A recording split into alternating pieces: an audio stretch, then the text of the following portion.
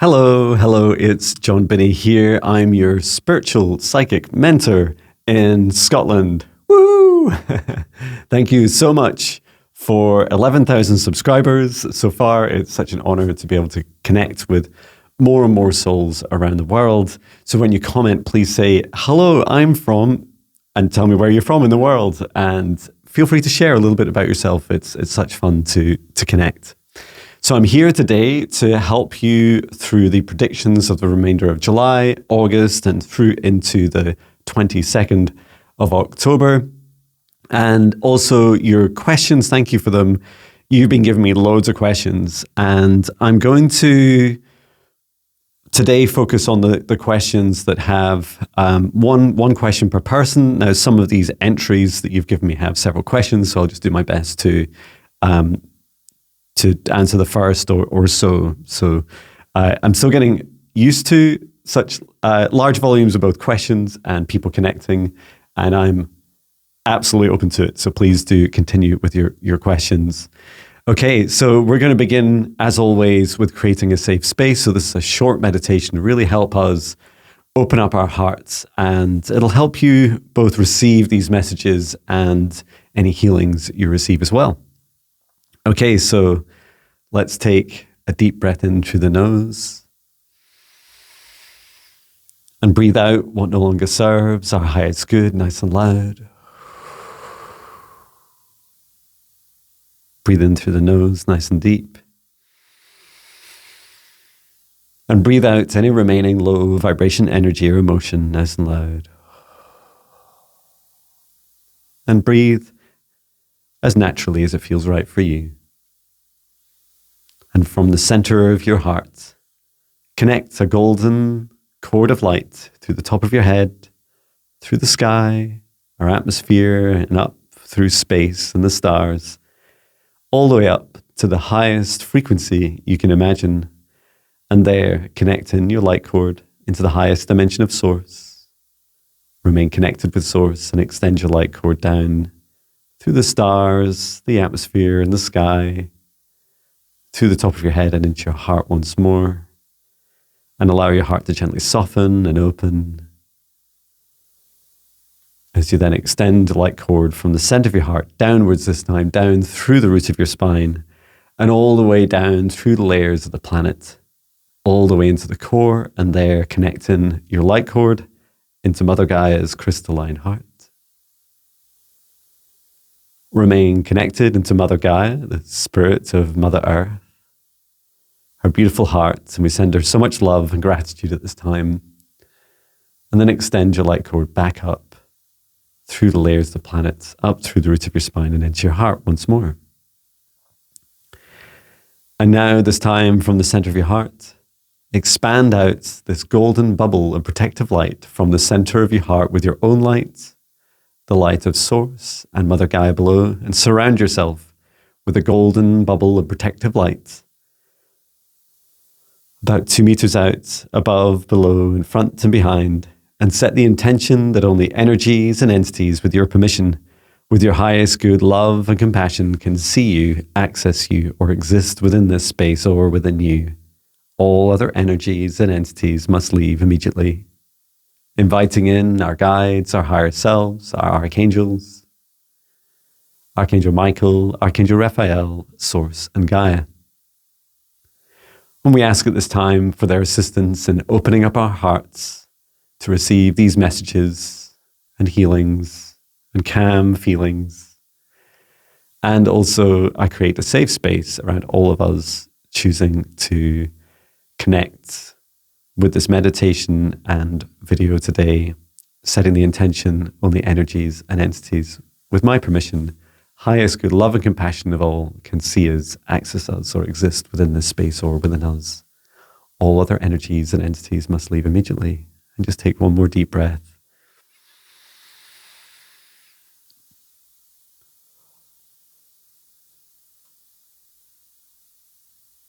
Perfect. And we set the intention today to answer your questions. And often I work through the layers of the onion, as Shrek would say. So from the very core of the planet up through the mantle, the crust, up to the surface of the planet, up to us humans, our hearts, what's going on in our hearts, our connections with others, what's happening with world leaders and seismic activity and volcano activity, all the way up to the atmosphere, leaving up our atmosphere into space, our solar system, our galaxy, our universe, and connecting with our galactic brothers and sisters. Okay, so let's start with the first question. Now, I've got a lot, so I'm going to do my best to get through these, and I'll take a note of the time as I go. And so we're at, let's say we're at 6 minutes. So I round up. Okay, so the first one is from Megan Nelson 1407. Hello, Megan. Megan talks a little bit about this tool for a company I used to work for, which is fun. Meg says, I'm from Northern Kentucky, USA, and I'm in the top 1% of the old fart tool, if you know, you know. And I do know. I think I was at about the top 30%, and this relates to Amazon and how long you've been in the company and other factors. And you have a question. I've been enjoying going on walks with you, but in 2 of your recent videos, you mentioned that coffee being your last addiction, and your guides are encouraging you to stop drinking it. That's true. I usually have 1 cup of coffee and or 1 soda daily, sometimes more, but rarely. But I struggle from insomnia, and I'll use CBD or THC, marijuana derivatives, to sleep. I only drink alcohol occasionally. I don't use any nicotine products. I heard from other psychics that we should be free of addicted substances to fully access our capabilities or be prepared, or to be fully prepared for ascension. And that seems a really critical part of this question. I can probably wean myself off caffeine relatively easily, but I fear unable to sleep without the only fix I've found. And how important is removing these things? What are the ramifications of not doing it? Is this something that would make ascension difficult? Okay, so I have received quite a lot about this already. It's been around in my mind, so thank you so much for this question. So let me just open this question up to my guides, asking one of my guides to step forwards. I'd also like to ask my higher self as the highest consciousness of this human form, as John. Okay, so the first message, and this is my higher self saying this, is be consciously aware, right? Consciously aware of everything you consume. And I was shown coffee, and this is me, so this is my higher self talking about me, John Binney, is that feeling of when I ingest coffee into my body is that it has a lower vibration, and yet there's a lot about my body and consciously I'm excited about. So this is the first message my higher self is saying, John, reduce your coffee intake. So this is guidance for me. The next thing is, if we go back to that point that moment where I paused and said, conscious consumption, in many respects, it doesn't matter what you consume, as long as consciously you're doing it for the right reasons and that it consciously serves your highest good. Because the energy of whatever you consume is far more dominant than the physical matter. Okay, it's not everything, right? This energy, or you could say the energy encoded or saturated within something, food or liquid that you consume, it is important. So is the physical aspect, which our physical aspects, the things that we can touch and feel. They are still energy, but just low vibration energy. Energy moving so slow it settles to physical mass. So in short, for your question, Meg, and thank you for it, is that you're on a journey, and you're at the moment you found a series of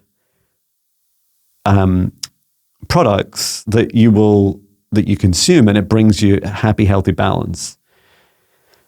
The next ask is as part of consciously doing this. So this was, if you went back 5 years perhaps, or a year, maybe that's before you started doing this, you could look,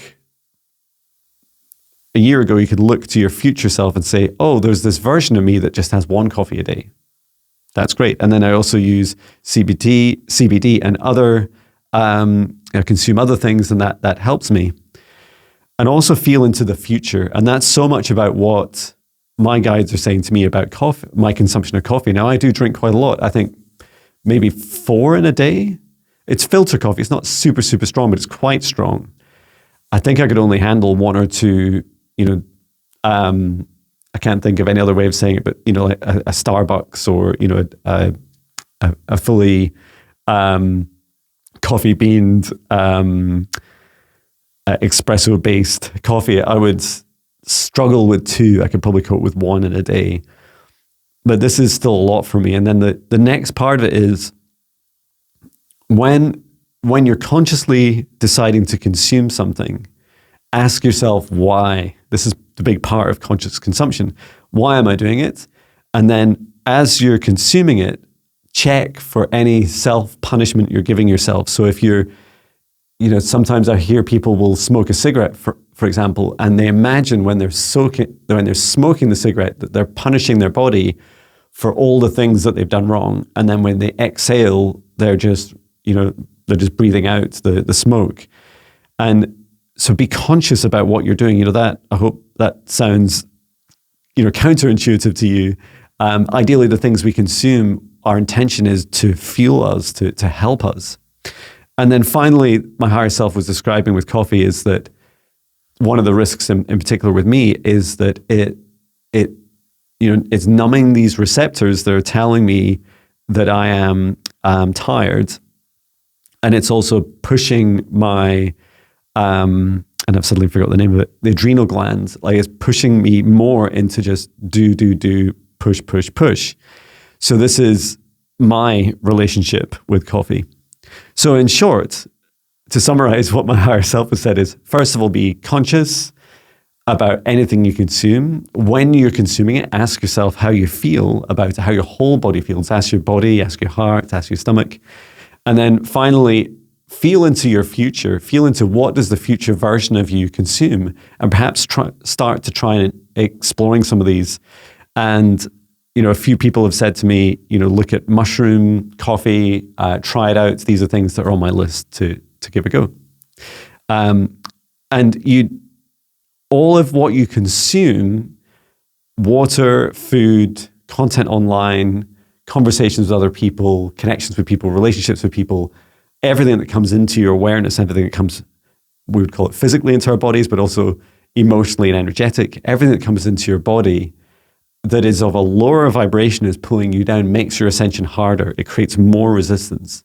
So the more you can keep stepping up, and it's okay, take baby steps, right? And no one's perfect. And you get to choose what things are right for you. And I do not feel that everything is the same for everyone, right? Everyone gets to choose what helps them. So this is not a generic answer for everyone about coffee. Coffee by itself will not stop your ascension. But, if I'm in a situation where I'm constantly ignoring my fatigue and I'm drinking too much in my body, when I drink it, I'm somehow punishing myself about it, then that will slow me down. 4 cups of coffee a day might be fine for other people. Okay, so I guess this is now number 3 video talking about coffee. And I also don't drink coffee in my studio. That's one thing I learned. Okay, and I've just had 1 coffee today. So thank you so much for that. The next question, and I'll need to pick up the pace to get through all this in a couple of hours or less. So the next question, we're at 15 minutes. And it's from Carol Brody, R4S. My question is, do you expect massive flooding in Florida this year, and where? I live on the West Coast near Sarasota, and I heard a psychic say South Florida could be underwater someday. Okay, so let me ask. Thank you, Carol B. I'm opening this question up to Gaia and my guides, in particular my Earth Elemental, Maya.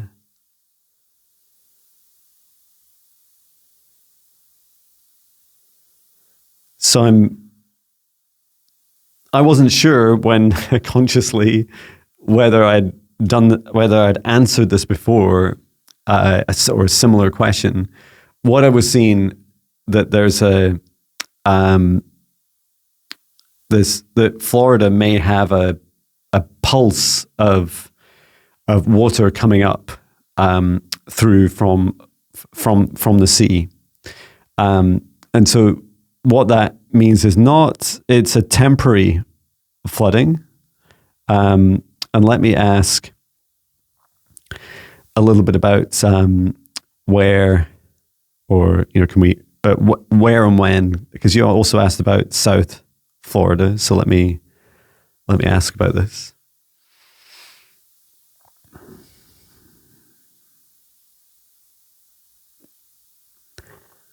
Interesting. So the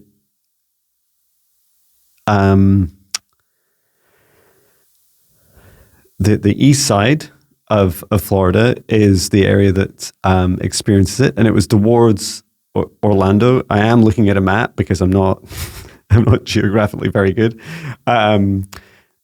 So yeah, towards Orlando, and it's quite a distance. And it's interesting. I would say, the answer was sounding like a yes. Yes, there's going to be massive flooding. I do not feel it's massive flooding. That's not the answer I'm getting. It's not massive. There is some flooding, and it's on the east, and it's north and south of Orlando by quite some distance.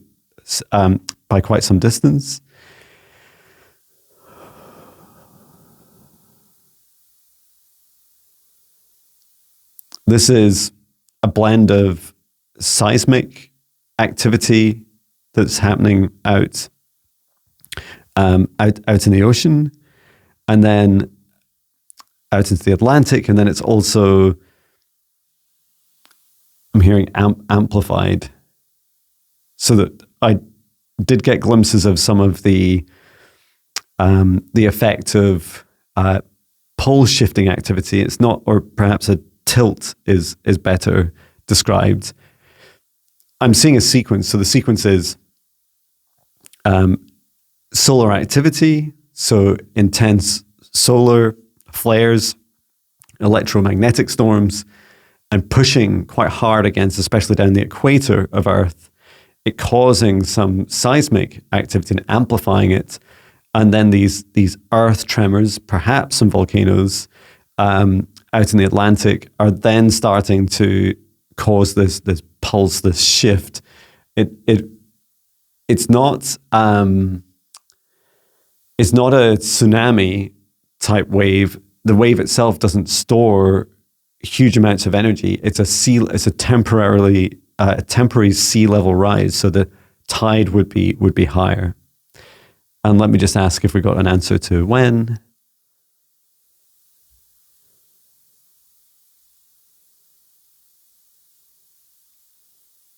Interesting. Not that long away. I was hearing just into early August. I was given a date, but I don't. Well, I'll always share everything. I was told the 4th of August, but it all, at a human logical sense, that feels really early to me. And let me just ask, since it's so close, and we're being given a date, which is quite rare for me. How,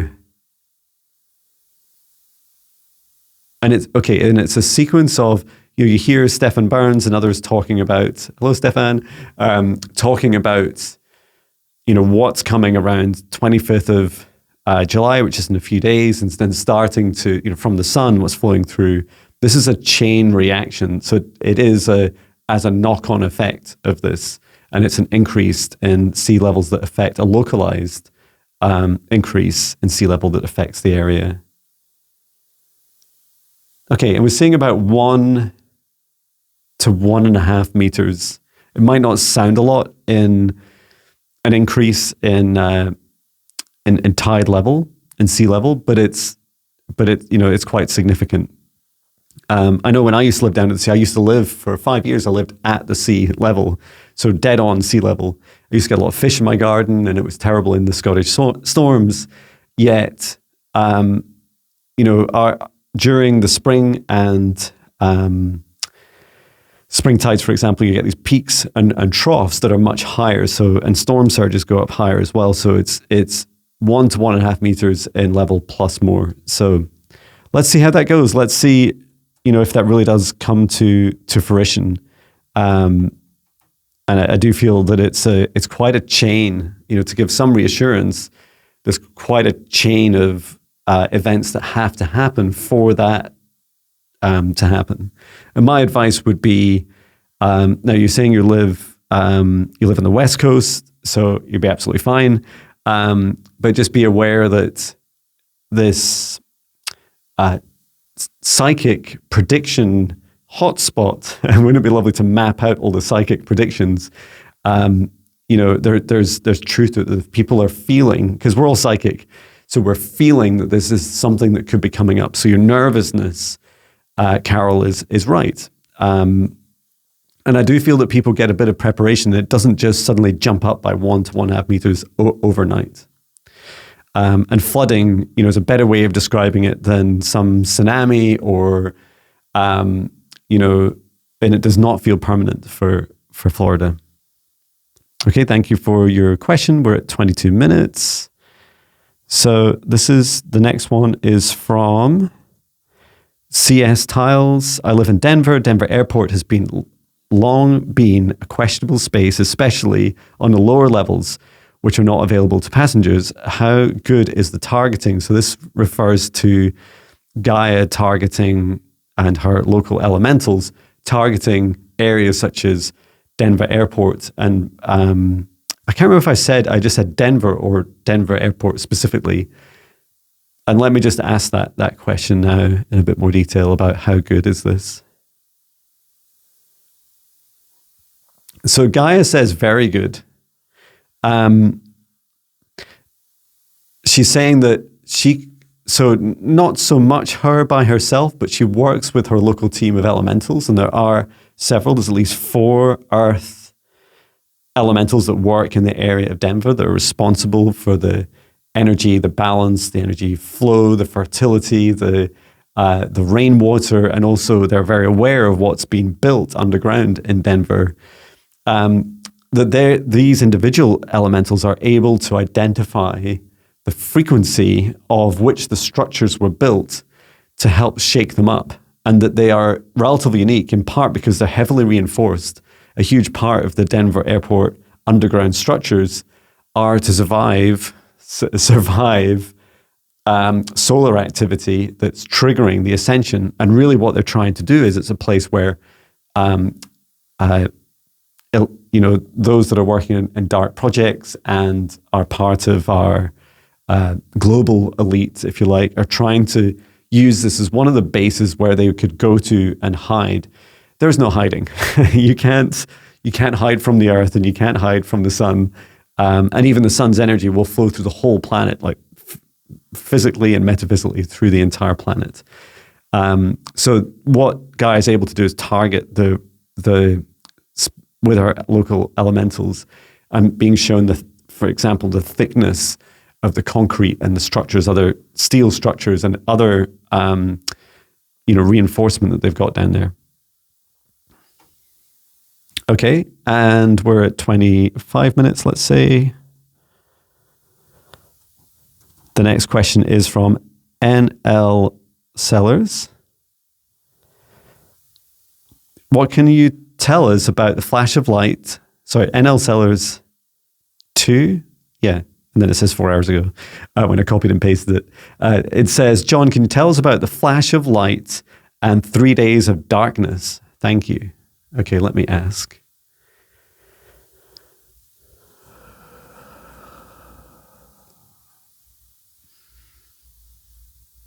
Interesting.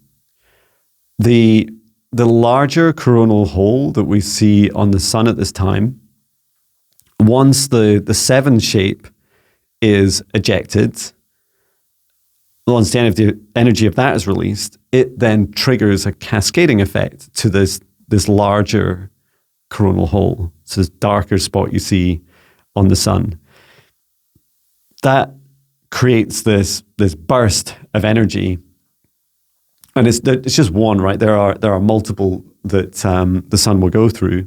Now, keeping in mind the sun is conscious, the sun is always talking with Earth and with Mother Gaia, and that they're in constant partnership.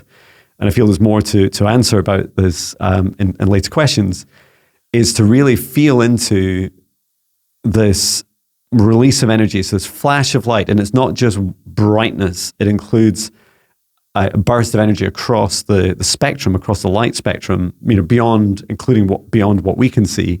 So rainbow colors and well beyond, above and below in frequency. And what happens is the sun would also appear dimmer for the coming days. The days of darkness, I'm being shown as our darkness, our technologies, that this has a significant EMF, electromagnetic frequency burst that does create this period of blackout, if you like. It takes out a lot of our systems. It is not a cataclysmic event. There is definitely recovery. So if you remember, a few weeks ago, we saw the blackouts in Europe. We saw them in France and Spain. I think there's another country affected, Portugal as well. And during these times, the country kind of rebooted, and that's a huge part of this. Is physically our computers, and if our phones run out of charge, etc., will reboot. And so it's more like it's a temporary overloading of systems, and it causes significant rebooting. When you that experience when you reboot your phone or you reboot your computer and everything just seems clearer. What's happening at a technical level is that static electricity within the memory chips within the computer are clearing any fragmented memory. Software is always imperfect and creates little bugs and little memory leaks. So this hard reboot, a reset where you turn it off the power and you turn it back on again, that really helps a lot of our computer systems, but also it has an effect on us. We get a chance to revisit those moments of, I'm getting to spend time with my family. I'm getting to spend time, working in places and in ways that I've never done before. And there's not everything goes out. So it's strong enough to affect the power grids, if you like. But I do see electronic sector still running. So it does feel like phones, for example, would likely still run. And I was showing things like hospitals, power generators. If you have an independent power supply, you'll be fine. And I would just say, just take reasonable precautions. Always have some charge batteries to hand, something that you could run your phone on for a couple of days. If you've got, like I have now, a solar system, solar panels and a battery. And this was one reason why I was guided to do this, is so I could keep doing this work, even for several days of a power outage, is to really make sure that you just are consciously aware of your consumption, and that anything you have available, just keep it charged, and including your phone. As to when it's going to happen, that's not set in stone. Some of this is, it's a bit like saying, to a human, okay, go and run as fast as you can now. And so the prediction is, if we go and ask the sun, go and flow as freely as you can, flow all this energy through. When whether that energy is released, that is, someone running as fast as they can, if it's flowing as fast as it can, whether it achieves that this flash of light, this burst that's strong enough to take out some of our power systems for a few days, then you're not going to know for sure whether it's definitely going to happen. But when I feel into, for instance, the Akashic records, this is inevitable. This will happen. It's just a matter of when, whether it's these bursts we start to see through the end of July and into August, or later on, which was exciting. So exciting to see whether and how that works out. And I certainly feel prepared. Definitely keep yourselves prepared. So we're now at 31 minutes. Louise Summer, OP8QN. Question, John. I have a feeling I lived in the 1st century and knew Jesus. I've seen life in a dream, and I've asked my tarot cards, and they say that I was part of his family. I don't know if this was a biological family or his family of followers and disciples. Is this true? Did I know Jesus? Is my soul that ancient? Okay, lots of questions here. And let me just check. Now, this is a very personal thing for you, Louise. But thank you for sharing. And I feel like some of these, themes are powerful for others. And I'm just going to sneeze. Hang on a second.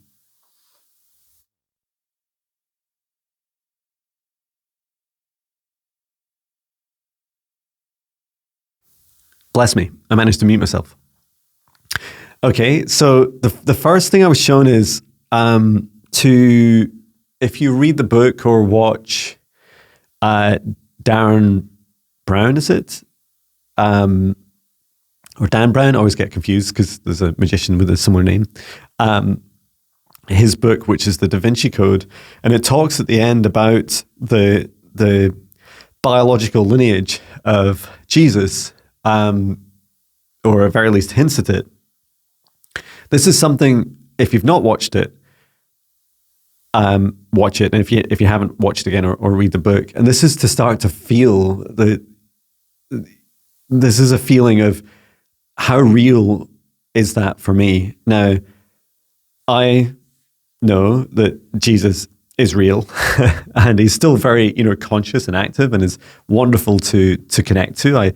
I see him as an incredible ascended master in who's been human, and by that I mean a soul that has been human.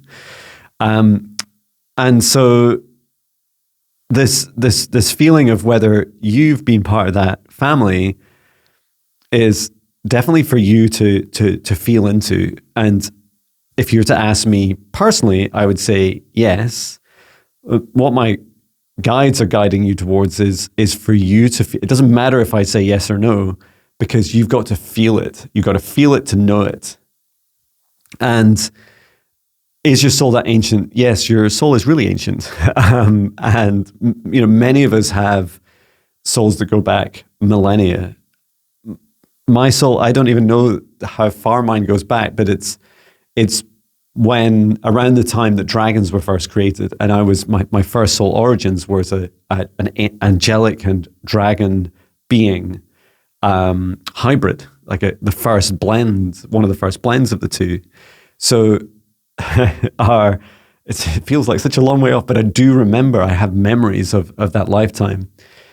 So some things you might have heard me say before is, I feel that all beings in the universe are equal. So I hope that helps with some of the feeling a bit starstruck around, gods and deities and, people that are beings that we believe that might be above us. And then secondly, about soul being ancient. Yours definitely feels like it goes back several thousand years and quite a lot before this question that you're asking, before the 1st century. Okay, the next one, we're at 35 minutes. Next one is from Violet F. Violet F 2025, is that right? Or my copy and paste, just add the 2025. Oh, I think you did give me a super thanks. Thank you so much for that. Greatly appreciated. You spread such a lovely energy, John. Thanks. My question, I am, as many, a tree hugger, and when I hug them, I always send soft pink light and love them to ask them to please share all my love with the other trees on Earth, as well as Gaia. I feel they can all communicate with each other. Do they receive my/our love and are happy? Woohoo! Oh, that's just incredible, Violet. So I have a very clear answer for this, but I'm going to also just ask Gaia for this as well. Okay, so Gaia says, first of all, and it's really interesting, I'm firmly, you can't see, but I'm firmly holding my hand on my solar plexus.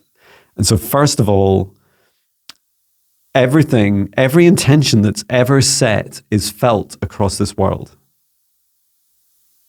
Every intention. So if you say out loud, think in your head, feel in your heart especially, that you love all beings across this world, at very least a tiny part of the consciousness of every living thing across this world will feel that. Okay, so this is Gaia's words, all trees are interconnected. And, if you're not really sure how that works energetically, physically, they have communication and energy flowing between them through all of the water systems of the world. And water is the blood of Mother Gaia. So these are all trees connect in to the ley lines, into the blood flow, into the very nervous system, and into the heart of Mother Earth. So they're a big part of the earth, and they give such breath. Our trees give such breath of life to this world. So simply, yes, when you connect with a tree, and you heard in recent videos, always ask a tree. Trees are sentient, and therefore they have a consciousness, they have their own free will. Please say, hey, Mr. and Mrs. Tree, can I come and connect with you? Can I touch you? Can I hold you? And state the intention, and then allow the tree to say no. Sometimes trees say no, and sometimes trees, you might be coming up across a tree that's very low vibration because it's storing a lot of it's taking on the role of the low vibration of the woods or the forests and other trees, or it might just be in a bad mood. So it's okay to ask permission. It's really helpful. But well done. That's so beautiful, Violet. What a wonderful question, and keep up your fantastic work. Okay, we're at 38. And this is for MaryAnnRS. That would be interesting, finding out more about Ireland, mostly Irish ancestry, along with some Scottish heritage. Fantastic, MaryAnnRS. So let me ask a bit more about Ireland. So I'm seeing a discovery made about gold in Ireland, and it's funny because I always used to joke as a kid about, leprechauns and about pots of gold, and this is there is some linkage to that. It's more there's treasure, and I'm not talking about the monetary value of a large quantity of gold. This is a technology, tools that are created in gold. They are worth a lot of money, but they're beginning to become unearthed in Ireland. This is, to be clear, if you don't know Ireland that well, there's Ireland and there's Northern Ireland, there's separate countries. This is in the north of Ireland itself. Not Northern Ireland, so south of Northern Ireland. That area is where some of these discoveries are made. It feels that it's this year. It's more likely to happen earlier because it's a knock-on effect of the Earth changes that we're going to feel, especially these more shake-ups through August, including some seismic activity will be felt in the UK and Ireland. So just feeling into this starting to rise up. We heard in previous videos about artifacts making their way up to the surface. So it feels really beautiful. These artifacts are advanced. They're more advanced, and they are dated as well. So, and a lot of data comes through. I'm seeing them buried around a lot of, pottery and even some bodies. And it's these. I can't really describe how it looks. It's a really unusual shape that I'm being shown. That they look like devices that you could pick up and carry with you, quite large and quite heavy, but they're, one person can hold it. And there is some technology that it as a technology, it connects in with the earth and does a lot of great work with, for instance, the ley lines and much more. We may identify it initially as some sort of use for navigation, or I was hearing the word sextant, but there was also, I've forgotten what we call these things, these tools that are used to, align buildings and roads and all these things, either line of sight or through, in this case, through using the Earth's energy, and also identifying, water wells beneath the ground and all these things. And the goal just makes the energy flow so much easier for the person that's connecting with it. So you don't need to be hypersensitive or be super sensitive to be able to use it, which is fantastic. And I do feel sensitivity is something we can all develop. Okay, 42 minutes. Thank you for your question, MaryAnn. That's really cool. So Miss Vicky 9381. Hi, John. I'm in Washington State, USA. Hello. My concerns are Mount Rainier, Mount St. Helens erupting, and how bad they will be, ? Also, underwater volcanoes off the coast of Oregon and Pacific Ocean. Thank you.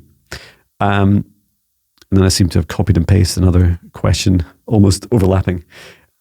Okay, so let's ask these questions to Gaia, the sun, guides, every soul that I've invited in.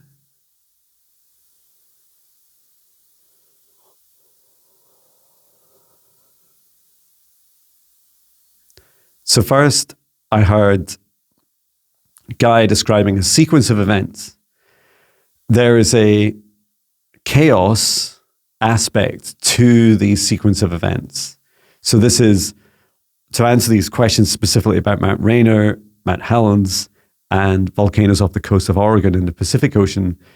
It's like one after the other, but the order is more chaotic. So the order is not set, but there will be a chain reaction. Now, Oregon feels that it's first, and then we see the activity in the others. Again, that might not be the first. Oregon, volcanoes off the east coast of Oregon might not be the first, but it does. That's just the most likely I'm being shown at the moment. There's so many, there's so many factors that influence every prediction I make, and in particular these ones. And that is that there's our free will, our conscious reaction, including you and your fear, and your love energy. So there's remembering that all these events happen for a reason. They're all here to help either shake up. We heard about Denver Airport, structures below there. I feel Denver Airport's actually going to do pretty well itself, but the structures below will not. We're purging, right? We're purging old systems. We're purging old energy. And we heard in one of my first videos a couple of weeks ago doing predictions that Gaia is releasing anger, releasing this frustration and rage energy. And the rage is the action, acting out on this anger. So there's absolutely an intention, but there's also a really beautiful synergistic relationship. There's a beautiful relationship between the sun and the earth. We're not just on some, unintelligent rock floating through space where bad things happen to us one after the other. It can feel like that, but we're really being encouraged to see these as positive experiences. Yes, people are put at risk. Whenever there's significant eruptions that they can affect many people in the surrounding areas, and we know about seismic activity and tsunamis. There's lots of and also causing, triggering events in our weather. There's lots of impact. But know that all of this is for the greater good. And so and please do keep asking these questions. And I'm just using the opportunity, Miss Vicky 9381, is to really say, if I lived in any of those areas, and you're saying, you're in Washington State, so you're worried about these places, is that my daily mantra would be may all, and we could why don't we do this together, because it's all going to help, right? So let's just take a breath for a moment. And breathe out through the mouth nice and loud. And with all our hearts at this time, connect with the heart of the sun, the very core of the sun, above us, and the heart of Mother Gaia below us, and every soul across this world. And we send so much love at this time to all of the upcoming solar, seismic, volcanic, earth and water and weather activity. And we ask that all this happens for the highest good of all. And that even those that are affected by any of this activity either are protected, their homes, their livelihoods, their loved ones, their pets, all the living things in the area. And if that is not possible, then there are angelic souls, either permanently or temporarily, within humans and other beings there to help when need must the most, in those moments of fight or flight, or in preparation. And then finally, as these events unfurl, we send so much love from our hearts, and just bringing this infinite source love energy from the highest dimension of source above at all our hearts, calming us and supporting our gentle and smooth transition through these events. And may all these events happen for the highest good of all, and for all those affected, may their suffering, inconvenience, and trauma be minimized or ideally prevented. Okay. Hope that helps, everyone. Okay, we're at 48 minutes.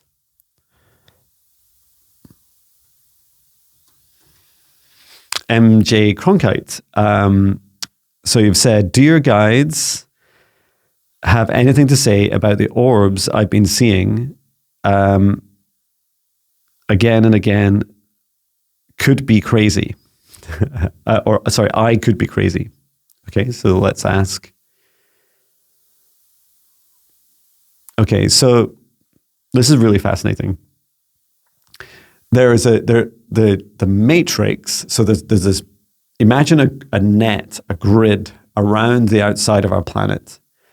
It's really quite archaic. It's been there for thousands and thousands of years. It is crumbling apart. It can function in the fragmented parts that are still available. But this matrix is disappearing. And what the matrix did was, it was created by those forces who try to control us, to keep us in fear. And it still runs in parts and in some geographical and energetic areas. But in particular, as it's crumbling and falling and dissipating, is that its ability to segregate third and fourth dimension, or another way of describing this is the veil between third and fourth, are disappearing. So what you're experiencing are real. They are real fourth dimensional experiences bleeding into, like these orbs are coming into the third dimension to be more visible. So we're going to see a continued increase, especially over the next 3 months, because what do you think is going to happen with this matrix, right? This big web, this archaic web of control around the earth, as the sun kicks off and allows its beautiful ascension waves to flow through its heart. We heard about the chrono holes earlier, and these mass energy ejections. What do you think it's all happening for? Is to help shake all this up, to help break all this down. So you're not crazy, or certainly no more crazy than I am. So it is very real. And I just encourage you, when you're seeing these, say hello to them, ask them what they are. Ask, I say out loud, spirit guides, what is this I'm looking at? Spirit guides, is this one of you? Never ask another being if it's a spirit guide, because it can lie. And also just encourage you to say thank you. Thank you for showing yourself. If it doesn't feel right, tell it to leave. If it does feel right, say thank you for showing up. Okay, thank you. So we're now at 51 minutes. And this is from solskivan. I'm not very good at Swedish names, or any names, as you can tell, across the world. John is about as good as I can pronounce. Even Binny, I'm not sure about sometimes. So hello I am from Sweden, and I'm new to your channel. Welcome. Thank you for joining. I love your talk to Gaia. Question, can you ask her about the light coming from the north and what that means? Okay, let me ask. Okay, so the light from the north is Gaia's source connection. So it's her crown chakra connection. So we did this at the start of today's video. We connected up to the highest dimension of source above. And what that did was really help us connect with these higher aspects of ourselves, with our spirit guides, other higher dimensional beings. The light coming from the north, the light is already there. It's just we begin to be able to perceive it. So as we raise up in our vibrations, after we go through these earth changes that are required for our ascension to shake up the old and make way for the new, we start to see more about this light. So light coming from the north, the term from, it is a bidirectional light going up into the highest dimension of source and then down into through Gaia's crown chakra and into her heart. So I hope that helps you. Thank you so much for asking. Okay, the next question. So we're at 52 minutes. It's quite a long paragraph. Let me just do a quick skim read and see. So this is from Fall Ann 23. And grateful for the questions. You discovered me in July and August Q&A. Thank you for coming along. And you said you have difficulty with meditation, but you love Gaia. You talk to her often and would live in her heart every moment if you could. Oh, isn't that beautiful? I am at the end of life, perhaps 5 years left. I am putting things to rest rather than starting them up again. I used to have a cat who is my soulmate in this life, and he is with her now. And my understanding is that he himself would become a teacher of his own kind. He was an exquisite being when we shared a home. If I had a question for her, it would be about this work. I'm very interested in knowing about the heart. Is my heart open? I do not know. The guided meditations do not seem to touch me. Gaia is sending rain for our trees in New Mexico. I asked and she answered. Yay. They are such ancient beings, the trees. I'd like to spare them wild fires and ask for the rain so that they would not burn. And you also said, wished all the best for the wildlife here.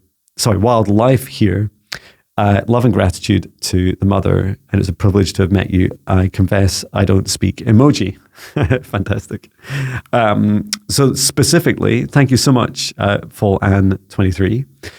Let me ask, so you're asking about your heart being open and about meditation in particular. So let me ask.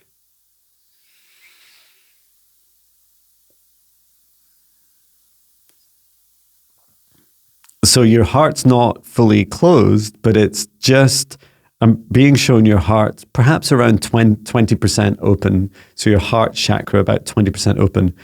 The biggest constraint you have is exactly the things that you then went on to talk about. So these worries and fears about what's happening across the planet. And also this feeling of, that feeling of not wanting to start things new because it feels like you're towards the end of your life. Only you can, both influence and decide your lifespan. What I do feel is this new, some of what your heart knows and you've not said it here, is that Earth is starting new. So you're worried about a bit like, what's that going to be? Are you going to be worthy? It's that feeling of worthiness of this new Earth.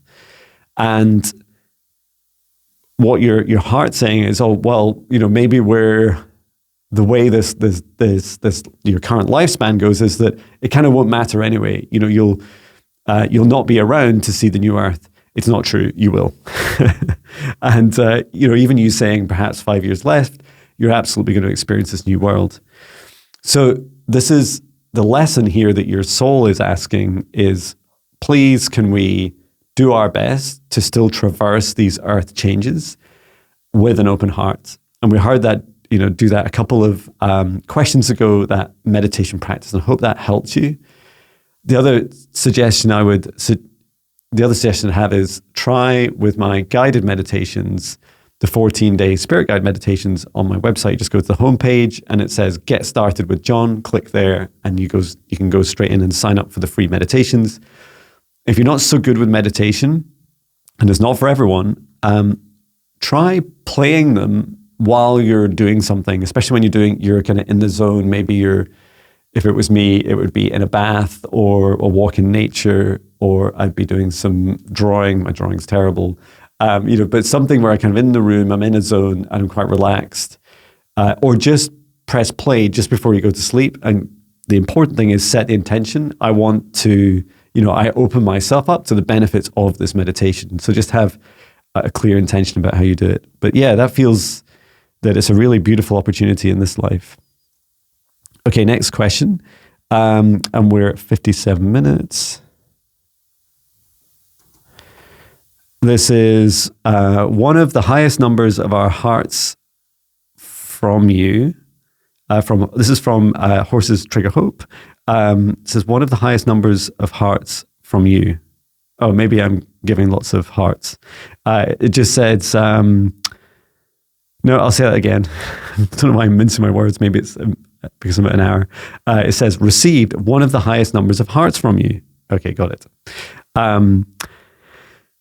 And you said that should we give up coffee and replace it with cacao? Okay, and you'll later message and say, oh, I'm just joking, because you're saying I'm asking for a friend, and then have some funny emojis.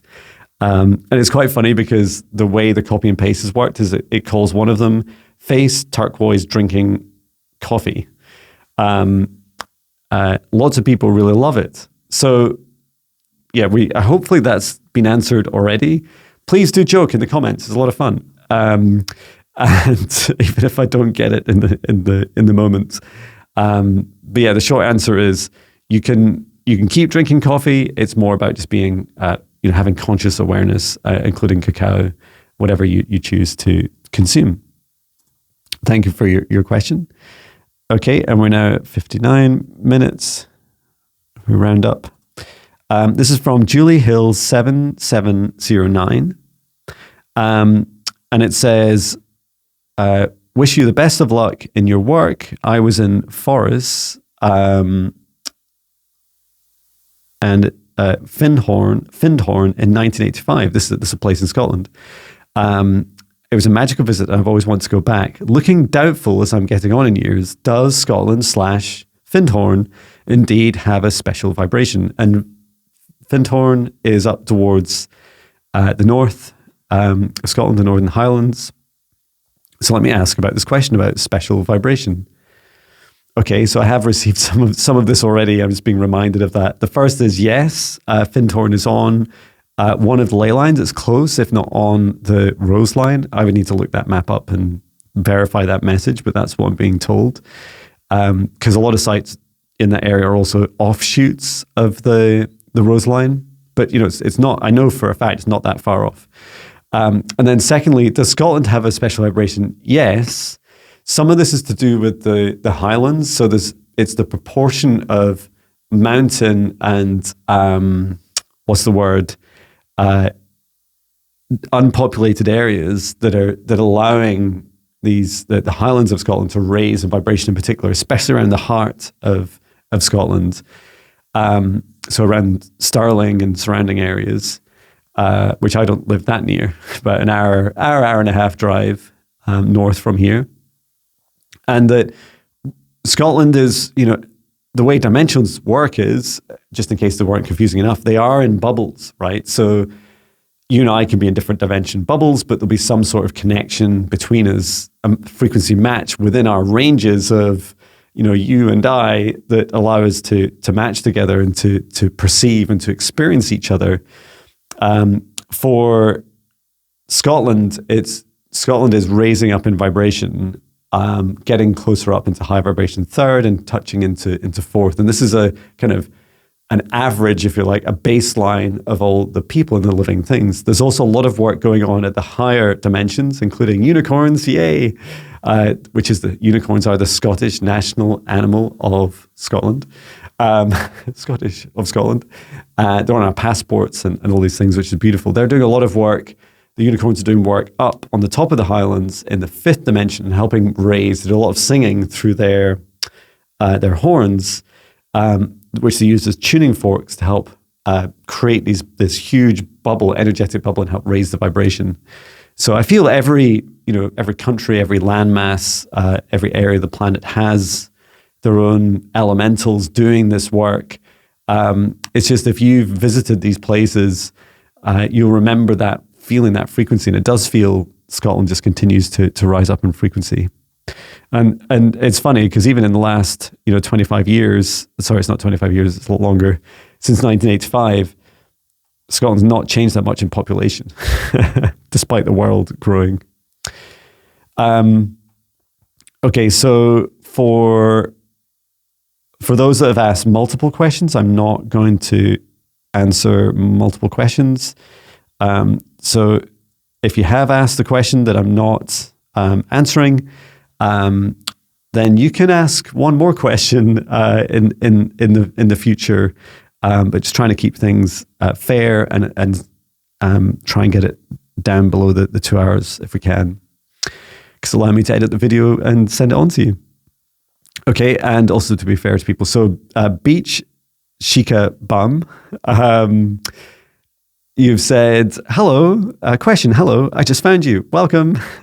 Love your energy, thank you. Thank you for the emoji hug. I'm curious if anything is coming up for Oklahoma, San Francisco, Boston area. Also, any insight into babies who will be coming in over the next several years. Thank you so much. Blessings to you. Thank you for your question. So we heard, have we heard about Oklahoma yet? I don't think so. No, that's right. It was Orlando. Another O. Okay, so let's ask about these places. And also about babies as well.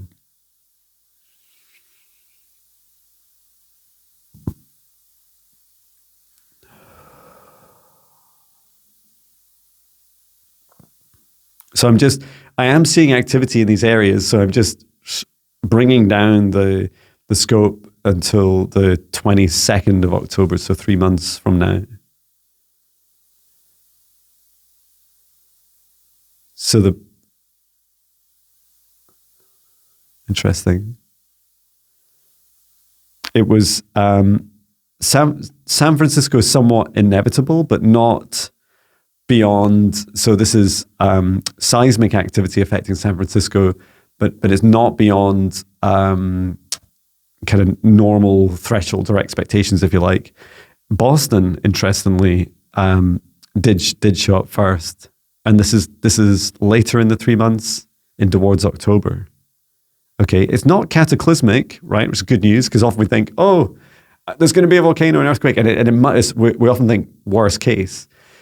I saw a lovely post today. Someone was saying, imagine it works out. What if the best was to happen? And when we say that, we create this feeling in our minds and our hearts that what does the best feel like? Is there a limit to the best? I often feel there's a limit to the worst, but no limit to the best.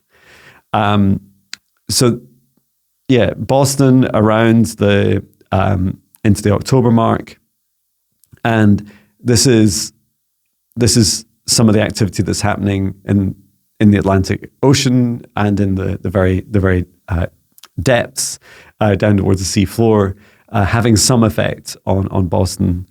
And nothing in that time range for Oklahoma, which is interesting. Okay, any insight into babies who will be coming in over the next several years? So this is a continued pattern I was shown of more and more of us high vibrational souls choosing to work. We're working our way down to being birthed onto Earth. So we're descending down from a lot of the local, local stars and planets and clusters and star systems that you see from the night sky. These are the stepping stones to come from high angelic realms, for example. But you can come from any galactic extraterrestrial race that's a higher vibration and work your way down. Many of us come through Sirius, Pleiades, through even through Andromeda. It's Andromeda's higher vibration. It's closer into fifth dimension, but these are stepping stones down, and many more star systems that you can see in your night sky. I think really as a rule, if you can see it, it's likely been or is a home for souls making their way down, so that when they reincarnate on Earth, they're more used to working with this vibration, and that they're trying to bring in as many of their superpowers as we can. And what I do see is this continued trend, and you could argue this is the same for us, right? You and I watching this video, well, we created you watching, is that journey towards the activation becomes much smoother.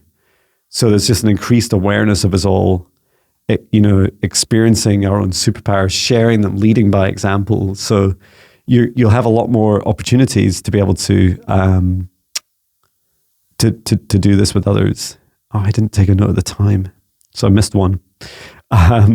Okay, so I'll have to guess at that. So the next question, and thank you for your question. The next one is an hour and 6. Let's say 7. This is from Jax-ZM1BB. Hi, we have a son who is diagnosed with paranoid schizophrenic and is locked in a ward. Please explain what causes this. If there's any way we can help him, he refuses to talk to us. That's really tough. Just taking a moment to hold space for you and your loved ones.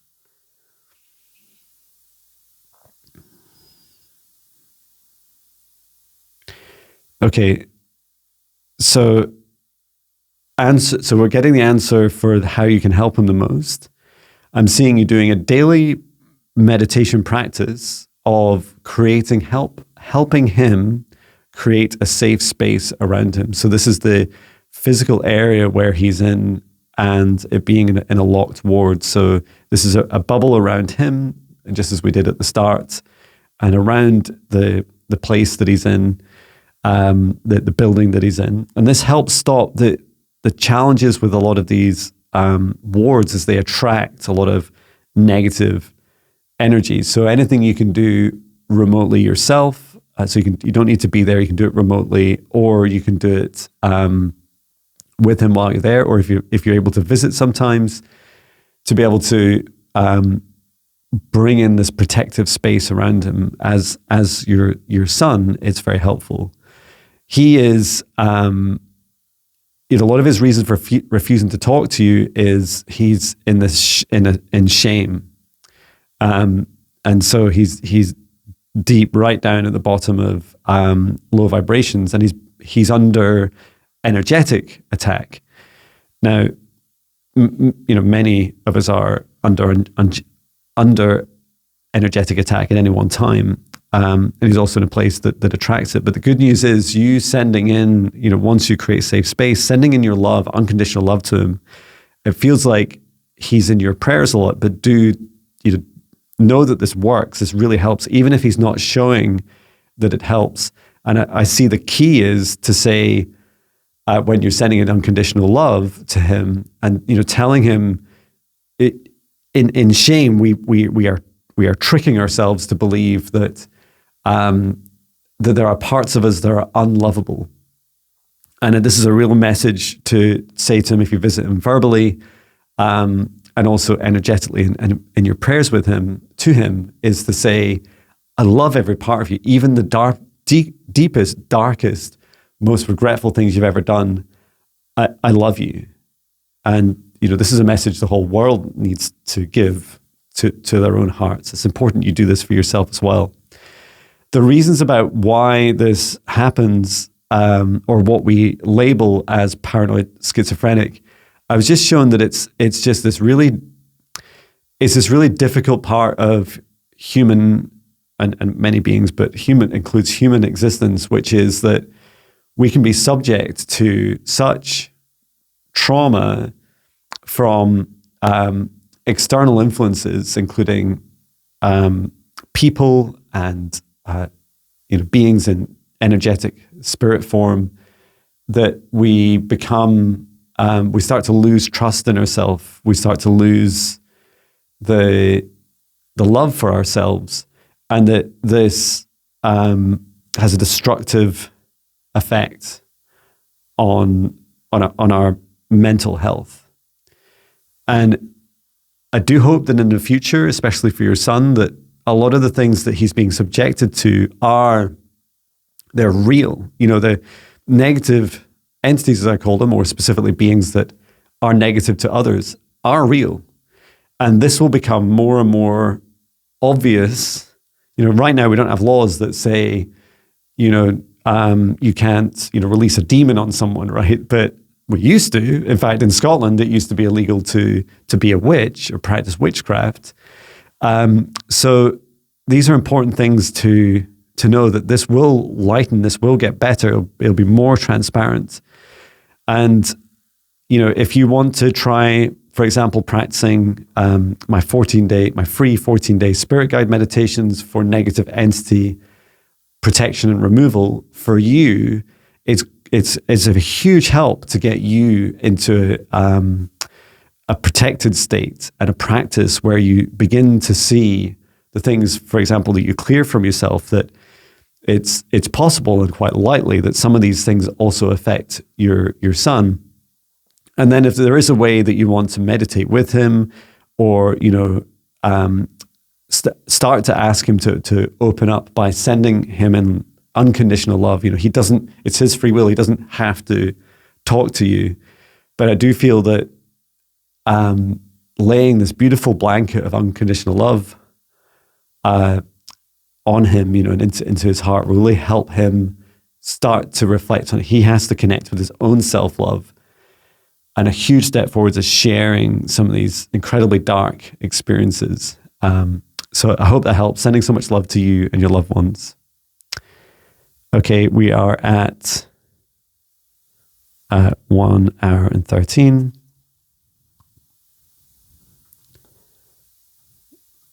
Okay, and this next one is from Mountain Therapy Health Hub 2647. Hello from Canmore.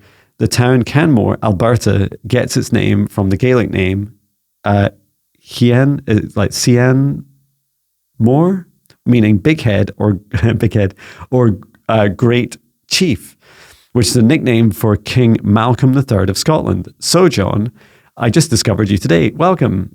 Such a gift. Oh, thank you. Your questions are such gifts. I do have a question for you. My great-great-grandmother, Barbara Campbell, brought a ledger, 1807, from Sandside Estate, Ray, is that how you pronounce it? Thurso, to Canada. Okay. So Thurso's up near the north, it's where I sailed from to go to Orkney the other week, the Orkney Islands. I've done a lot of research about documenting the travel from Caithness and Orkney. Could you check in with your guides, see what intel they might have to share with us about location, etc.? Okay, fantastic. Let me ask.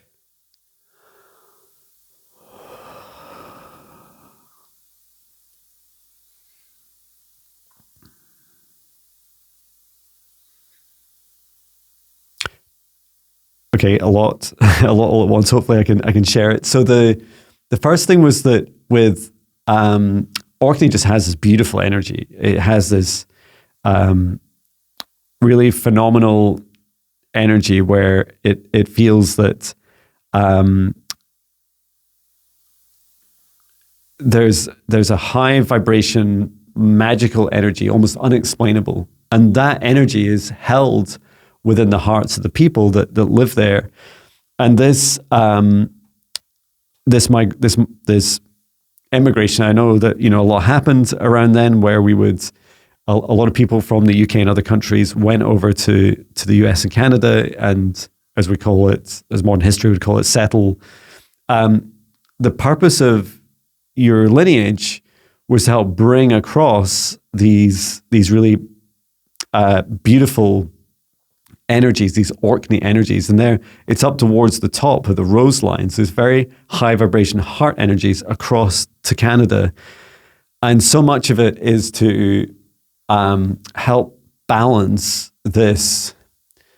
Wouldn't it be lovely if we could say hand on heart for all immigration that's ever happened across the planet, that it was truly,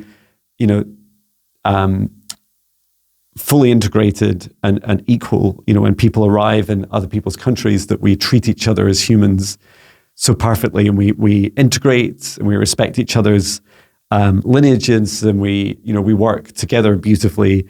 That energy was very much the purpose of that immigration. And I was just shown finally, I don't know if this is the ledger you're talking about, and it's quite interesting because I'm being given the name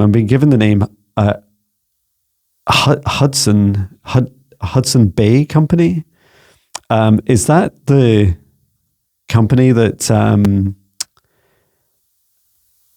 that used to do a lot of work with Orkney?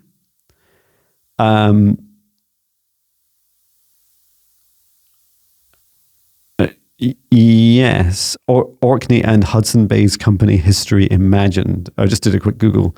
There's lots of hits about it. I just wasn't sure if that was clear. I'm sure I've heard Hudson Bay in other terms, but yeah, that's one area to look at as well. And that may be where you got the ledger from. I don't know, but these are, there's more to find is the short answer. It's exciting.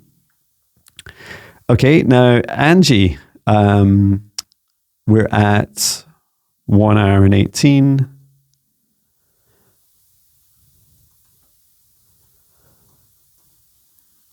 You've said, "Hi, John. We discussed this already, but when I saw a dimension of the other side with those beautiful spirits, you'd mentioned it was on the third dimension, and I saw them, kind of confused. Is it only fourth dimension these spirits can come closest to us, or can they come down into third dimension? How is that possible? Just a reminder and to share, I saw solid colors with a bright light coming off the colors.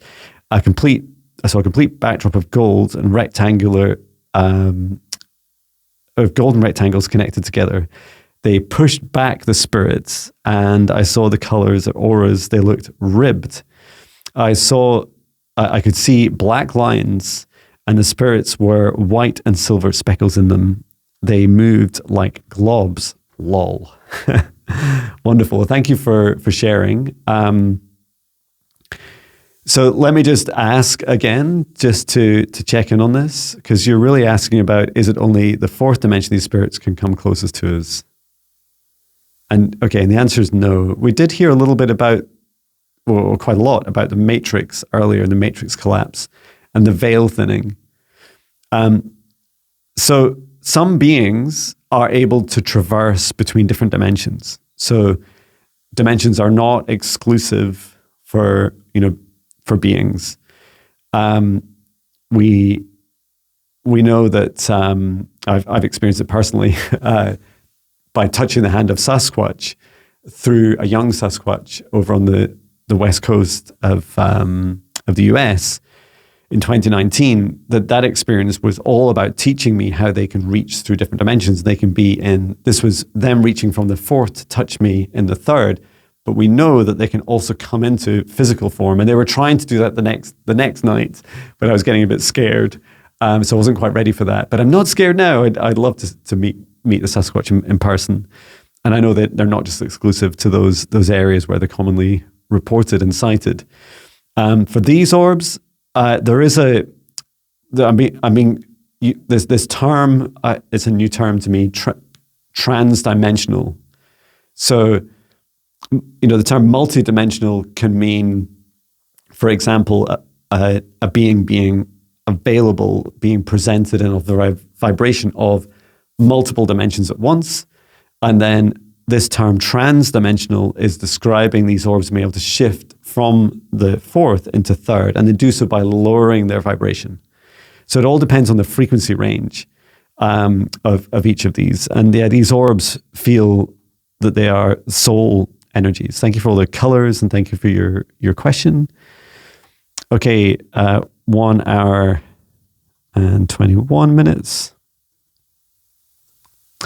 And this is from Eric Toubeau,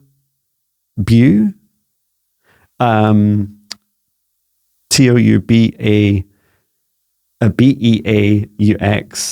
7445. New subscriber from California. Welcome. Can you please ask Mother Gaia if she'll experience any extreme weather along the coast? Okay, let me ask about extreme weather over the next 3 months. Yes, we've heard a bit about seismic activity, but California, the thing that I saw the most was storms coming off the ocean onto California.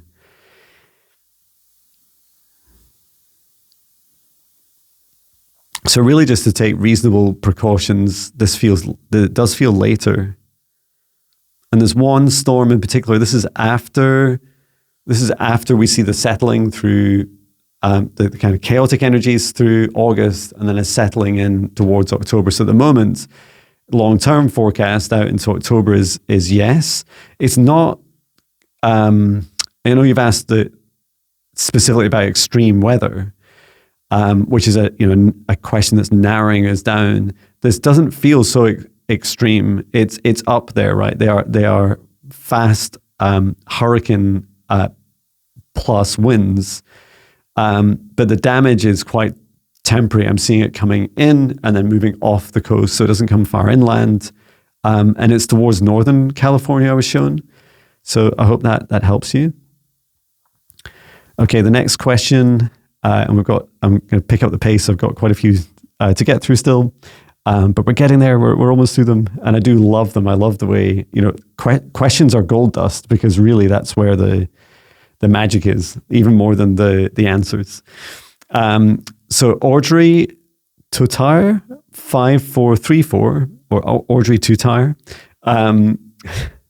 I read your comment after I posted my comment. I was talking about artifact rocks in the US. I joined artifact groups, and one lady from New Zealand shares that artifacts that she collects on beaches bear striking similarities to the styles of art I find in my area. What was the world culture like thousands of years ago that people could do things in a similar way and show up in the opposite ends of the earth? Oh, wow. Okay. So there's a lot. I'm just wowing at the answers I'm getting. Okay. So if I'm to give another example, what I heard, I'm being drawn to this answer that I heard. This is one of the answers. So when I was in Orkney and we were looking at the Skara Brae 5,500-year-old prehistoric village and walking around it, they discovered that some of the pottery had symbols and art similar to that of southern England. And it's not that far away, right? It's not that hard to get our head around. But they were surprised that there was travel between still reasonably several hundred miles distance. And, there's a lot of different territories and tribes or clans to get through. What I was shown in that moment was the way that worked is that in dream time, people will receive dream time, meditation time, trances. They will receive the artwork, the visions of the artwork, and that each member of a village, of a tribe, has this responsibility. They were trained since they were younger to form what we would describe as virtual groups. And it's so cool, right? Because you said you've joined an artifact group. I don't know if that's online or not, but it reminds me a lot of today we'd have, a Facebook group, for example, a group of people from around the world sharing common interests, sharing stuff. So this is the metaphysical version of that, the psychic version, which is where people can share their art and inspirations with each other. And I'm just being shown that this also connects, in particular, this is transmitted through ley lines, so through the very nervous system of the earth. So what happens is simply someone has the intention to create art, they go to sleep, or they go into meditation, they receive the artwork, and then they also collaborate during the creation period with others who are in the same dream state at the same time, or have a similar vibration. It doesn't need to be exactly the same time. So this is all, the striking similarities are the key aspects, and often it's sacred geometry, sizes and shapes, and the purpose is to match exactly what people have been doing. So before the Earth, had an internet, there was a psychic internet. And there were other contributing factors. So there was travel, people would travel. One of the cool things is that, humans can locate themselves as a species through these same psychic methods and talking with trees and ley lines and stones, is you can find out where the other humans are without having to travel there first. So that's really cool, right? So this also helps explain why we saw, Egyptian, ancient Egyptian, possibly Atlantean civilizations over on the Grand Canyon. It's in the US. It's like there's these different aspects of our history that will continue to be unveiled. So thank you for your question. And the next we have at 1 hour and 27 minutes. This is from Carol Lindquist, Carol Lindquist 1270, and you're saying this is a great way to start the day. Thanks, but I wonder how Archangel Michael, Gabriel spread themselves around to cover daily requests, some at the same time and around the world. I know Michael helped accompany our youngest who passed over. Oh, sorry for your loss. I asked him to do. As I asked him to do, and he was able to do so, comforting and confirming. Oh, thank you for sharing.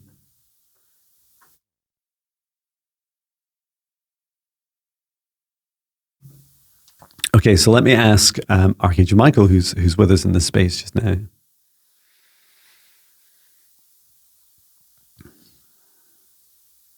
So Archangel Michael calls it consciousness replication. So it's his same consciousness and then replicated into different instances of him. So he copies his consciousness. And by this, he means each instance of him has full capability of Archangel Michael. It's one of the jobs, if you like. There's an archetype, there is a job role definition from source of archangels. And so when you incarnate as an archangel, you get to live for a very, very, very, very, very long time. And you get superpowers such as this, being able to replicate your consciousness. And so in simple terms, when I visually see Archangel doing this, I see an archangel, one of them will be standing in front of me, and then another one will kind of merge out the side of it, and then so on. You see more and more copies being created. They're all just as powerful as each other, and they're all still managed consciously by the same soul. So that's super cool. And this is how they do this multiple requests. And there's no limit to this. This is part of their connection into source, and their infinite energy that supports them from doing it. So thank you for your question, and sending so much love to your family and your son that passed over. May the angels be with him.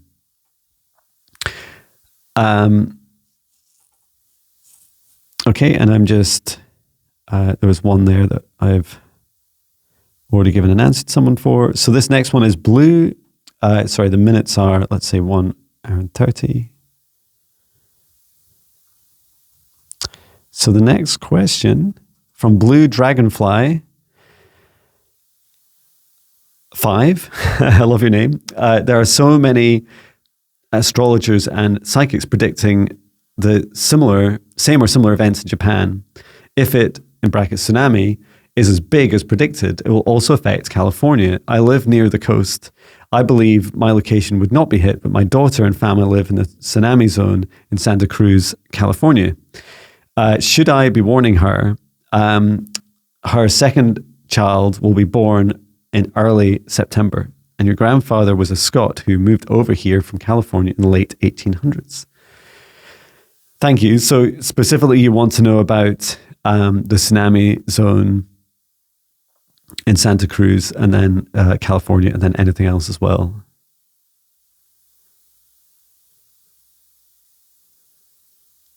So yes, there's activity that tsunami activity that affects Santa Cruz.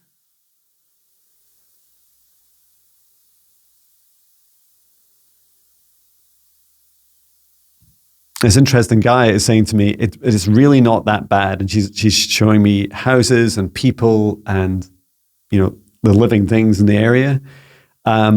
This is, it's quite small, localized, to the shorelines in particular damage. And I was asking Gaia, because the energy feels significant. I was asking Gaia, how does that work then? Where does the energy go? And Gaia said a lot of it's going to be transferred into the land itself.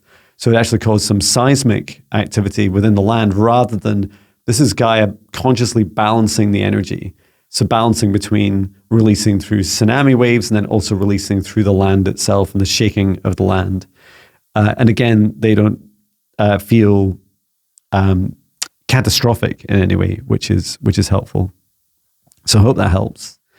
And you're right. My human intuition and my understanding, very basic as you can tell, of geology is that, and seismology is that these events in Japan are, in the surrounding areas of Japan are significant.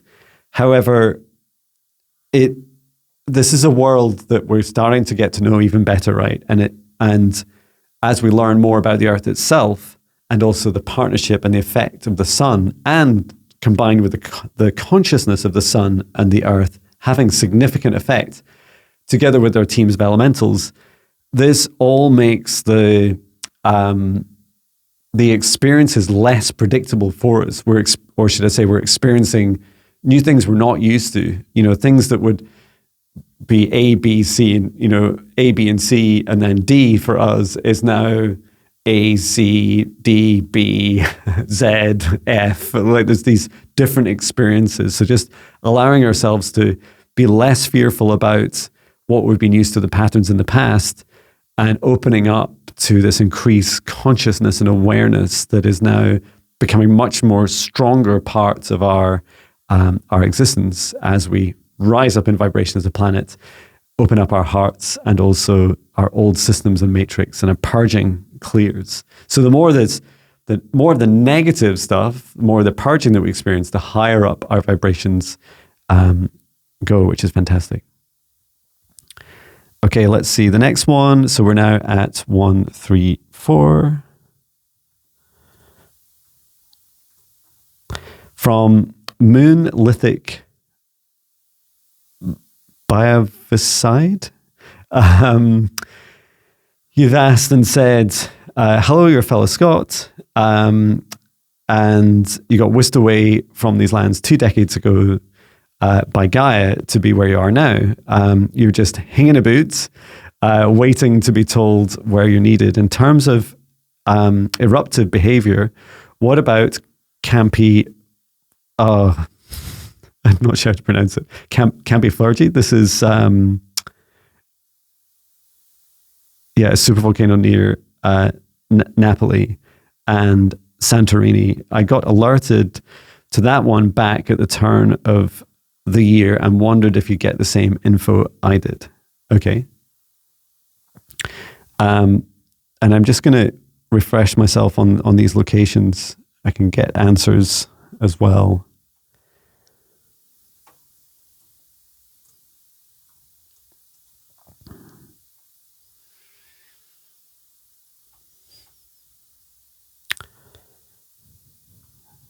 So if we go with the first, I'd love to hear the better pronunciation of Campi Flegrei.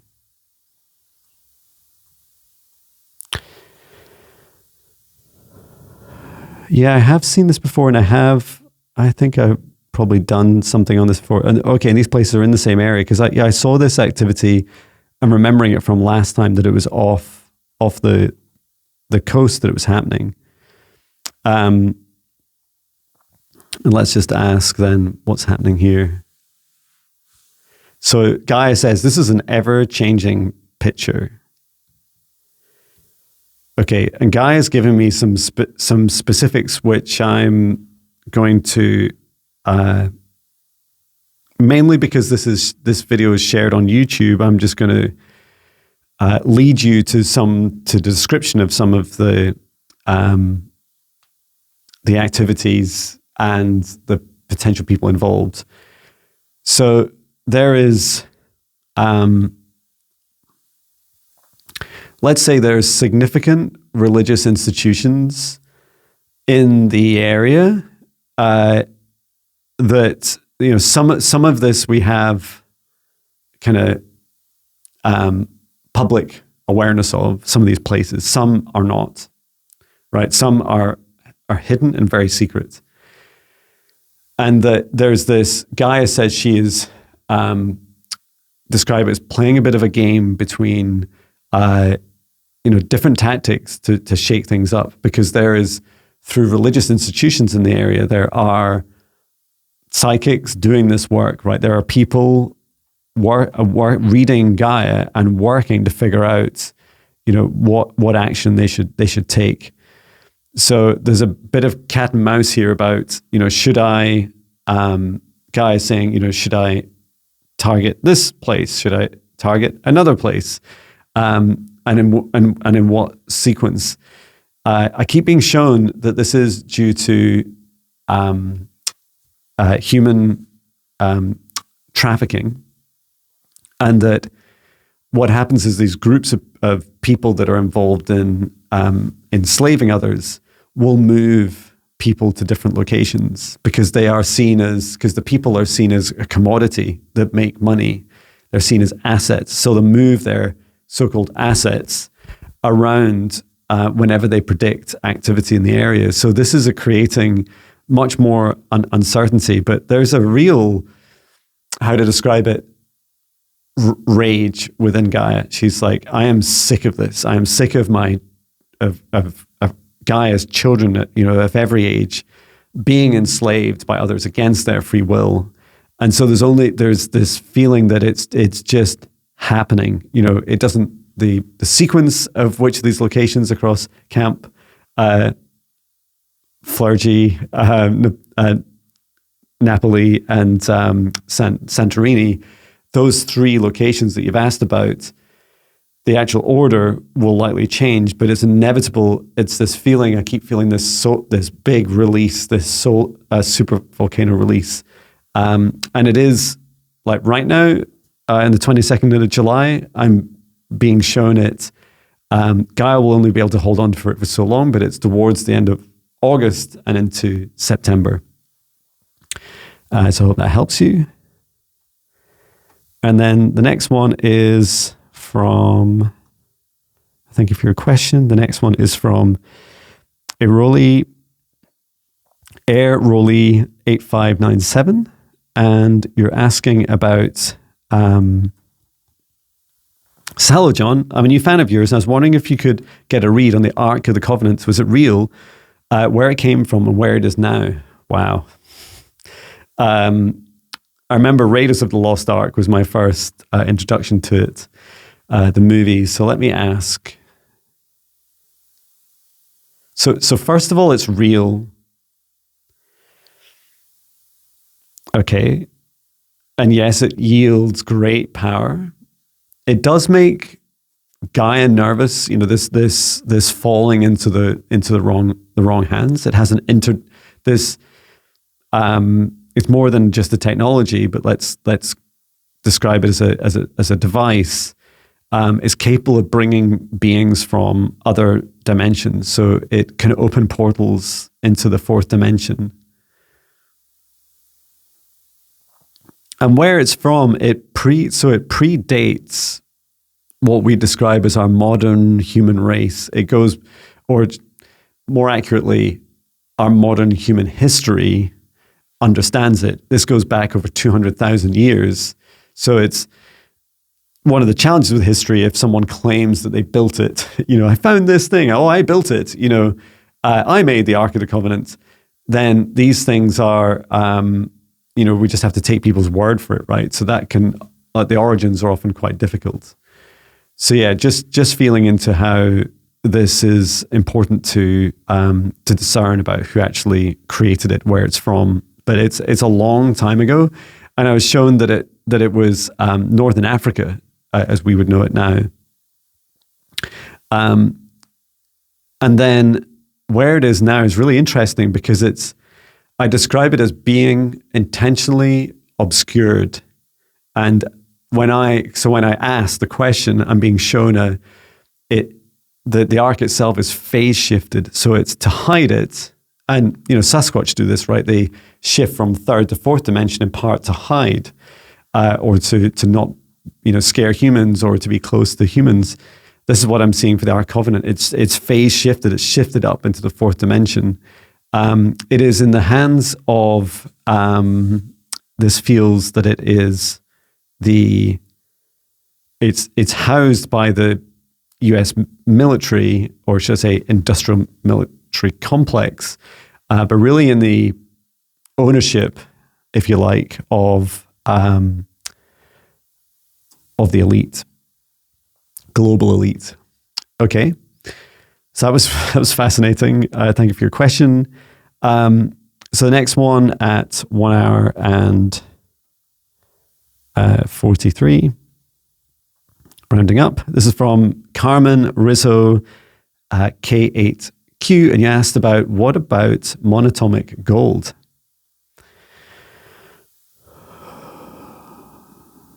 I'm hearing liquid crystal. So I don't know if your question is, does it exist or can you use it? And I'm hearing it doesn't really exist in the third dimension. It is a color of liquid crystal, or we would call crystalline. So there's this, in third dimensional terms, you might describe it as a plasma / liquid.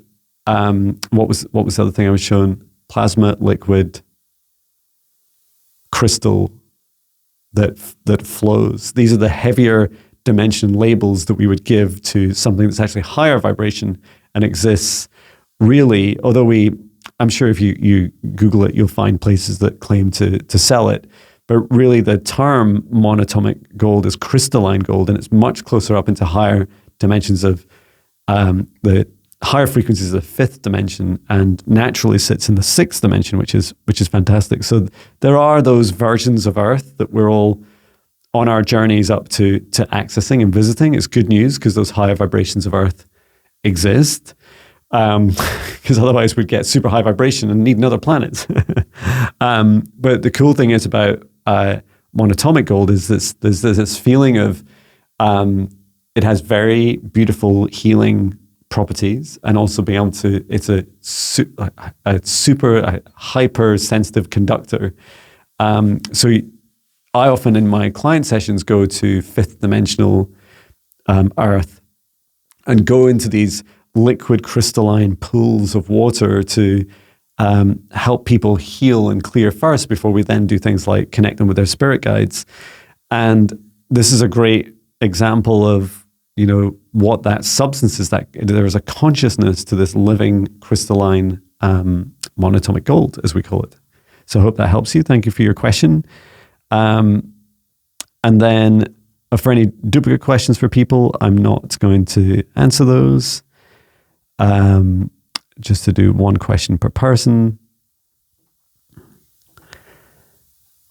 And if I've missed your question anyway, please do feel free to ask again, but no, you'll just get one question. At some point, I might have to just answer these randomly. So the next one, because we've got a couple of questions left. Oh no, a couple of questions left. So the next one is at 1:46.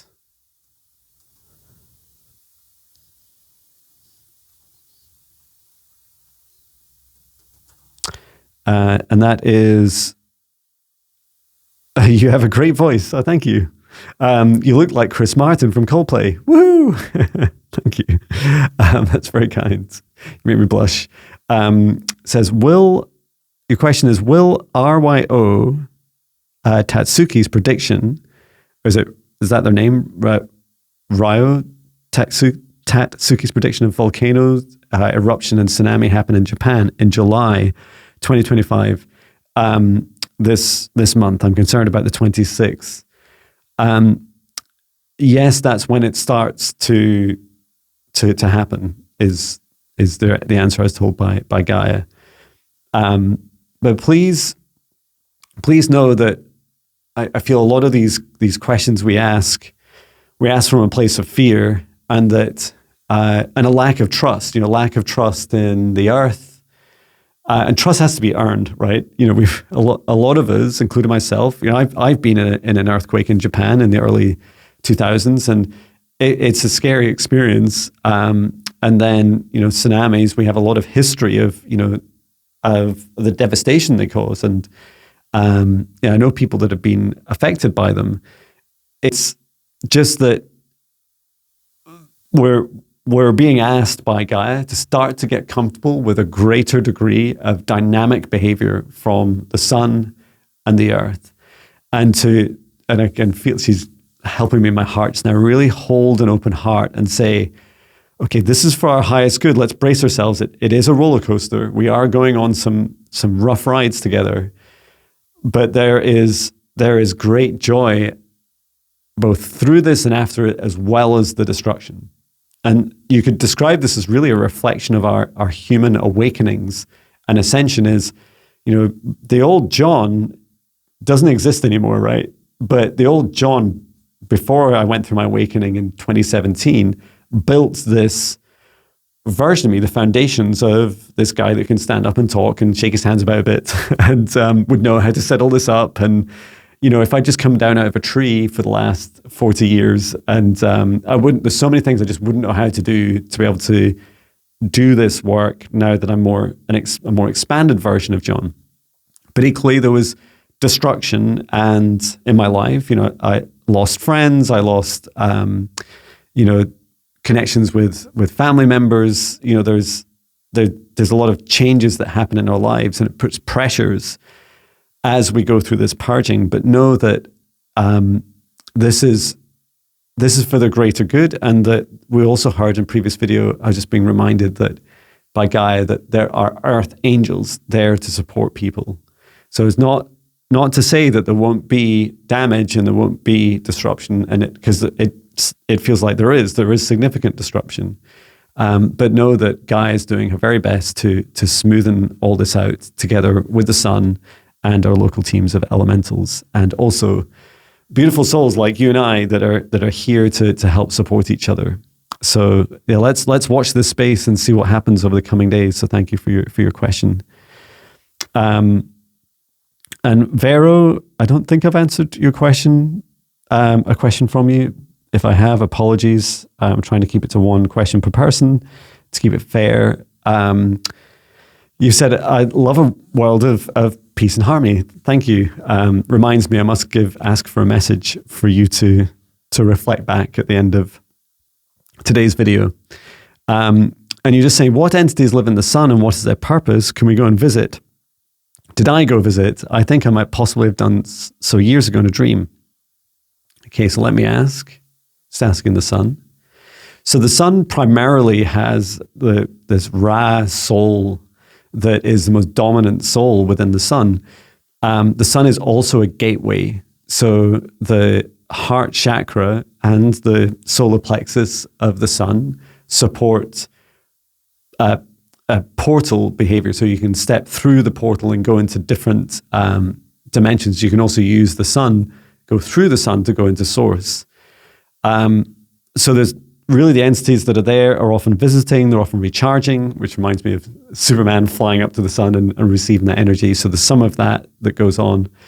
And yeah, it does feel that you have visited them as well. So that's really cool. Thank you, Vero. And then skipping any multiple questions from people. And so these are the last two. And we're at 1 hour. Can we do it in 2 hours? That'd be fantastic. So this is 1 hour, 51 minutes. From Diane Lyons, K6M. Hi, John. Today I was outside sitting on my front step, and I came into the house and my grandson said, Gran, I've just seen you walk out the back. Okay. He was serious. He's only 5 and he shrugged it off, but I'm still wondering what's going on as no one else was around. So your grandson has an ability to see through this illusion of linear time and space and time, and what he experienced was you. It was, and if linear time was real, it would be a kind of version of you that was a past version of you or a future version of you, like a past memory or a future echo, and real version of you. Perhaps what's easier to understand, if you imagine all space and time running all at the same time, so everything's all in this present moment, there's different frequencies of you. And so that version of you and you might know this yourself, that version of you that he witnessed, that was walking out the back, I was being shown that my guide, Maya, was saying that version of you was a lower vibration, not significantly, but it feels a bit like a bit of a grumpy mood. And as you're out the back, you were in this kind of lower vibration mood. And what that does is to your son, your grandson, is that he perceives these different versions of you in the present moment, but at different vibrations. So hope that makes sense. What's really lovely for your son is to, when you hear these things from him, celebrate it. Ask him more. Ask him, how did it feel? What mood do you think I was in? What was I wearing? Ask a bit of detail. And just like when we're really young and we first, hear about fairies or we witness them for ourselves, that magical feeling, really connect with that. And if for some reason this is somehow not you and it's a being pretending to be you, then you'd also be able to discern more about it through that experience as they share more, as your grandson shares more. So definitely encourage it. Perhaps you'd like to get started with my free meditations. You and his parents can decide. And thank you so much for your question. And the next one is from Leah Jim 7879. And this is at 54 minutes past. And you just said, I have COVID for the first time. Any suggestions? So the answer I got when you shared this was to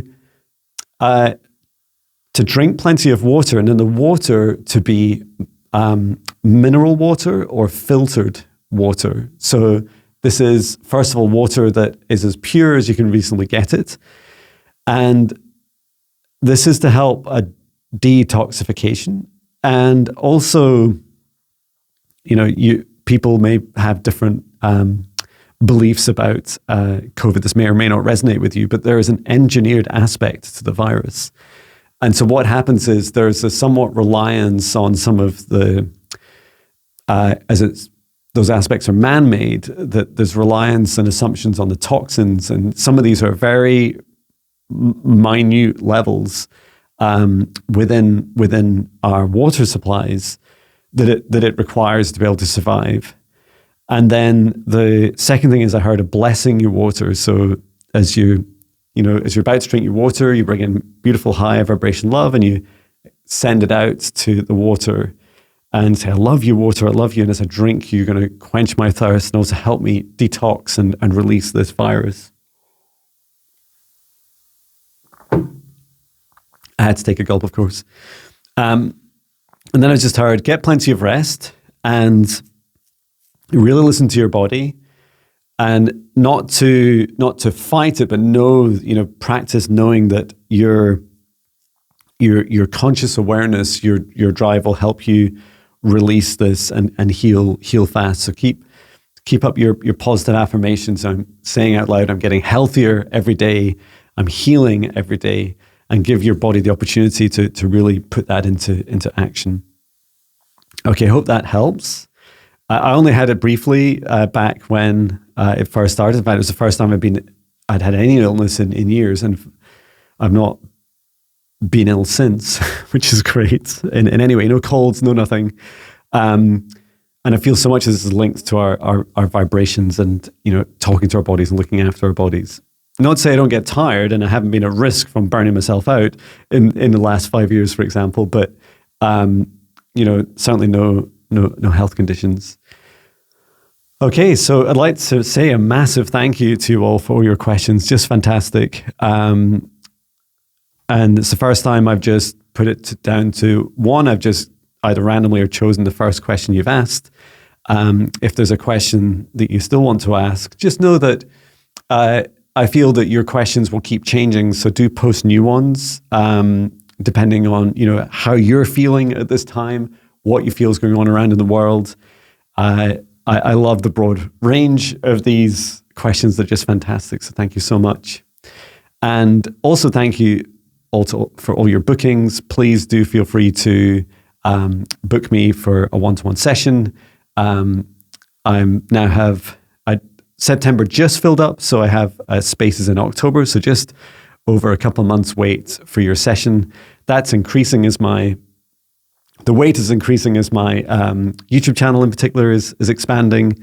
So a few of you have been asking about the wait list. There is a wait list during the booking process. So just when you get to the calendar part of a booking and you want to choose something, you can go ahead and book, or you can add yourself and then just wait. My suggestion is book, so at least you secure that date that you want, even if it's far out, and then add yourself also to the wait list. And what happens is when a rescheduling, they're quite rare, maybe once a month, but a reschedule or a cancellation, what'll happen is I'll email out that wait list first, and you'll get a chance to, an hour or two, whatever, to at least reschedule your session.